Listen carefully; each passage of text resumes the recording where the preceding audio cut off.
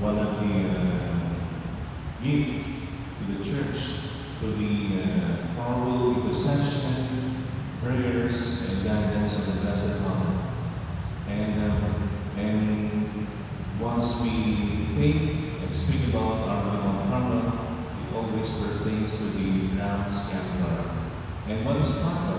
Actually, in Israel, is one of the highest peak in the western side of Israel. It's actually the place of the vineyard of the Lord. Sinabing Carmel is about the vineyard of the Lord. It's a mountain.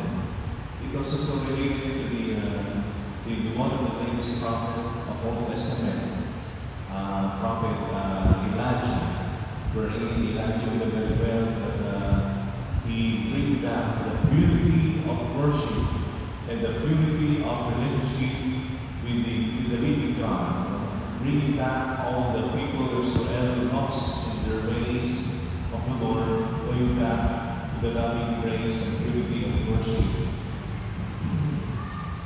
By being fire. And that fire is actually the fire of devotion and love to the living God. And Our Lady of Mount Carmel is on the birthdays of speaking the mountain of the Lord. That mountain is not anymore the mountain of Mount Carmel, but the mountain of what we are celebrating, the Eucharist, the source and summit of Christian life. And it pertains also to the salvation of souls, especially for souls in purgatory.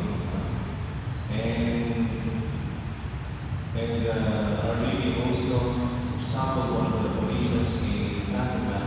We remember and we can relate to that.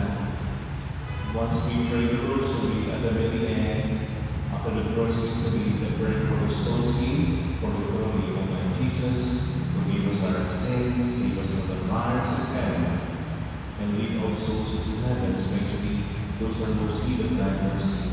Our devotion to the souls in purgatory. So the Eucharist is the very source and summit, the new Carmel of Christian life. And also, for us the living, we need to have this kind of devotion, praying for the souls in purgatory.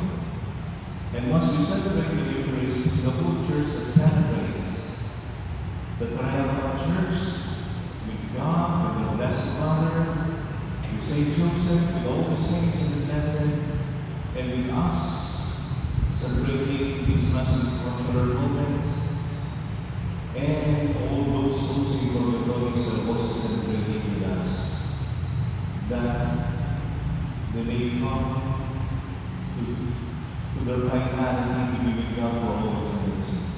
So it's the whole church that celebrates the Mahalawa, Tayo, and the Triumphal Church. So it also encourages us to pray always for those brothers and sisters of us who already got ahead of us,